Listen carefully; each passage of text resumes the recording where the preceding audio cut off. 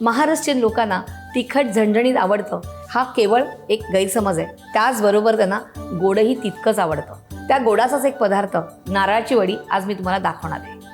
नेहमीप्रमाणे आपण गॅस चालू करूया.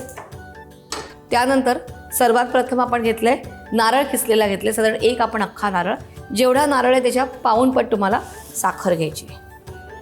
त्याच्यानंतर इकडे 3 टेबलस्पून मलाई आहे, ती घेऊया. मलईमुळे काय होतं, जेव्हा आपण वडी खातो तेव्हा मध्ये थोडासा स्मूथनेस येतो.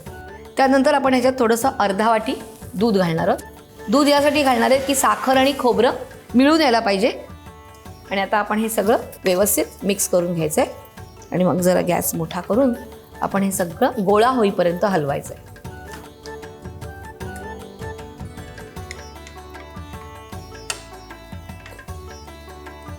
हा पूर्णपणे गोळा होत आलेला आहे. म्हणजे असा गोळा झाला नाही पाहिजे, पण ते हलतंय म्हणजे तो हलताना तो असा गोळा होतोय. तर आता आपण हे ह्याच्यामध्ये वेलची पावडर घालूया आणि गॅस बंद करायचं आहे, कारण नाहीतर काय होईल, त्या आपल्या खोबऱ्याच्या वडीचा रंग बदलेल. आता आपण हे खाली उतरूया आणि आपण काय करूया, आपण हा ट्रे घेऊया आणि त्याला तूप लावूया थोडंसं. आणि मग आपण हे ह्याच्यावर काढून घेऊया. आणि मग हे असं व्यवस्थित आपण थापून घ्यायचंय चौकोन आकाराचं. त्याला थोडंसं तूप लावायचंय दोन्ही साईडने, म्हणजे त्याला कसं एक फाईन छान असं फिनिशिंग येतं. आपण इकडे काजू आणि बदाम कट करून घेतले, तो घेऊया, तो ह्याला वरती लावूया. आणि हे असं लावल्यावरती ह्याला आपण एक अशी लाटणी घ्यायची आहे आणि ती थोडीशी लाटायची. आणि हे थंड झाल्यावर ह्याच्या आपल्याला वड्या पडायच्यात. हे जरासं थंड होऊन द्यायचे.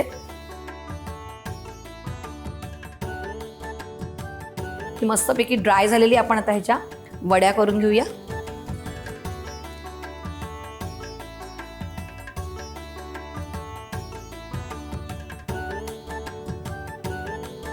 आपण हे लावूया एका डिशमध्ये.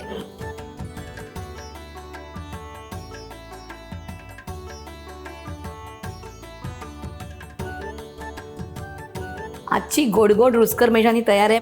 तुम्हाला ही रेसिपी नक्कीच आवडली असणार आणि अशा छान छान रेसिपीज तुम्हाला माझ्याकडनं बघायच्या असतील तर तुम्ही काय करणार, सबस्क्राईब करा तुम्ही रुचकर मेजवानीला.